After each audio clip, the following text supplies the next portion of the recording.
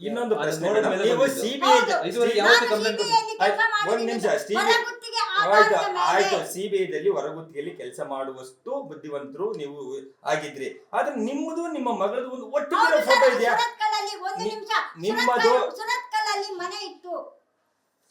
ಅಲ್ಲ, ನಿಮ್ಮಿಬ್ರದ್ದು ಒಂದು photo ಇದೆ. ನನ್ನ ಪ್ರಶ್ನೆ ಈಗ 20 ನಡುವೆದು ಫೋಟೋಗಳನ್ನೆಲ್ಲರೂ ಸುಟ್ಟು ಹಾಕಿದ್ದಾರೆ. ಯಾರು ಅಂತ ಗೊತ್ತಿಲ್ಲ ನನಗೆ. ನಾನು ಮನೆಗೆ ಎಲ್ಲಿ ಸುಟ್ಟಾಕಿದ್ದಾರೆ? ಸುರತ್ಕಲ್ಲಲ್ಲಿ. ಸುರತ್ಕಲ್ ಸುಟ್ಟಾಕಿದ್ದಾರೆ. ಹೌದು, ನನ್ನ ಮನೆಗೆ ಬೆಂಕಿ ಕೊಟ್ಟಿದ್ದಾರೆ.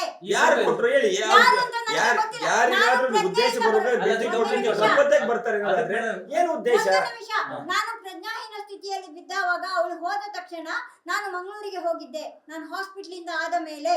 ಅಂದ್ರೆ ಮನೇಲಿ ಅವ್ರ ಮನೇಲಿದ್ದಾಗ ಬೆಂಕಿ ಹಾಕಿರೋದ ಮನೆಗೆ? ಯಾರು ಬೆಂಕಿ ಹಾಕಿರೋದಾ? ನಾನು ಮನೆಯಲ್ಲ, ನಾನು ಹಾಸ್ಪಿಟಲ್ಗೆ ಅಡ್ಮಿಟ್ ಆಗಿದ್ದೆ. ಅಲ್ಲಿ ಹೊಡೆದಿದ್ರು ನನಗೆ ಧರ್ಮಸ್ಥಳದಲ್ಲಿ.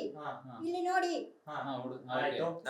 ಪ್ರಜ್ಞಾಹೀನ ಕಟ್ಟಿ ಹಾಕಿದ್ರು, ಮಾರ್ಕ್ಗಳಿದಾವೆ. ಇದು ಯಾವ್ದು ಸುಳ್ಳಲ್ಲ. ವಿಚಾರಕ್ಕೆ ಅಂತ ನನಗೆ ಗೊತ್ತಿಲ್ಲ.